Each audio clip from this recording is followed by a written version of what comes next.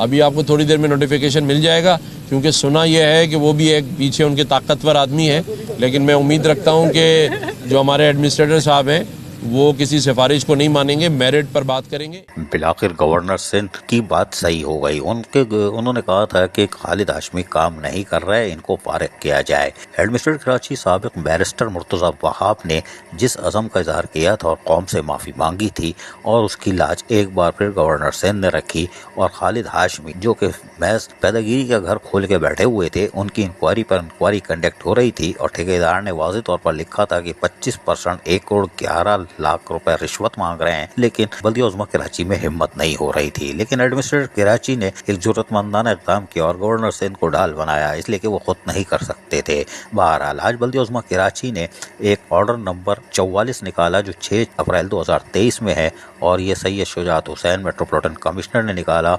हिम्मत कर ली है, कोई बात नहीं। उन्होंने कहा है कि जो खालिद हाशमी ग्रेड 19 के हैं और इस वक्त senior director zoo safari recreation के बल्दिया उज़्मा कराची काम कर रहे हैं, इनकी हमें अब ज़रूरत नहीं है, नो मोर नो मोर। और उनसे कहा गया है कि वो रिपोर्ट करें लोकल गवर्नमेंट में जाकर, हमें इनकी ज़रूरत नहीं है। वाज़ेह रहे कि सोशल मीडिया पे एक तूफान बरपा था कि गवर्नर सिंध को शदीद नाकामी हुई और माफिया को कामयाबी हुई, लेकिन इस ऑर्डर के बाद यकीनी तौर पर खालिद हाशमी तो गए, कॉन्ट्रैक्टर भी हज़ार मुसर्रत से मिठाई बांट रहे होंगे क्योंकि रोज़ा खुल चुका है।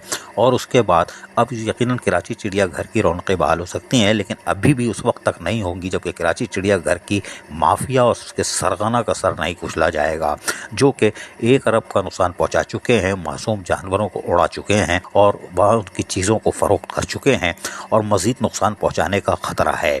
और नया डायरेक्टर आएगा तो यकीनन एक और जानवर ये मार देंगे जब तक वो बैठेगा। लिहाजा माफिया के खिलाफ कार्रवाई करना अशद ज़रूरत है।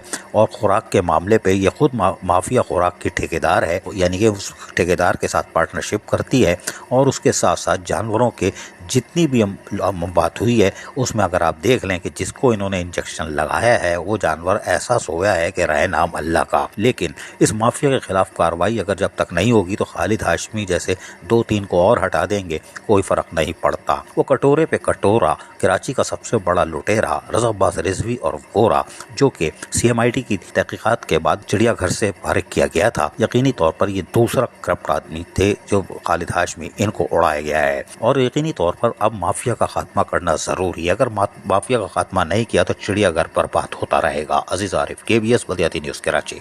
ऐसी ही खूबसूरत वीडियोस फ्यूचर में हासिल करने के लिए रेड बटन पर क्लिक करके और बेल आइकॉन को प्रेस करके हम सबके सब्सक्राइबर बनना मत भूलिए।